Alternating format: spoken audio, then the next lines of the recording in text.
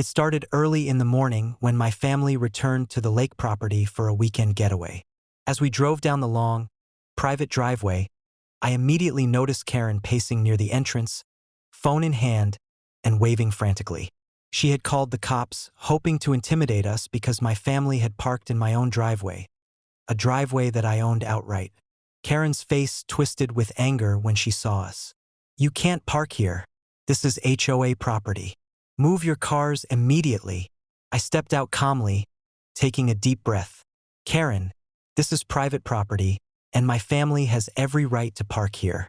You are trespassing if you interfere." Behind me, my K9s assumed their positions, flanking the driveway and growling low, warning anyone attempting to approach. Karen froze, realizing that this wasn't just a verbal warning. She was outmatched physically and legally.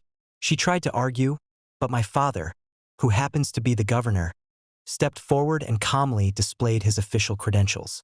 "Karen, any attempt to harass or intimidate my family on our property will be considered illegal. Law enforcement has already been notified of your actions." Almost immediately, 2 patrol cars arrived, and officers confirmed our ownership of the property and the driveway. Karen's arguments fell apart. She sputtered, trying to justify her actions, but the officers reminded her that her HOA had no jurisdiction over private property, and that interfering with lawful use of someone's land was a violation of the law. Karen's frustration was palpable. She glared at us as her calls to 911 went unanswered. The officers documented the trespassing and harassment, making it clear that any further incidents would result in criminal charges. My K9s remained alert, ensuring she could not attempt to physically intimidate or block our vehicles. Once the scene was secure, my family drove calmly into the driveway, our vehicles safely parked.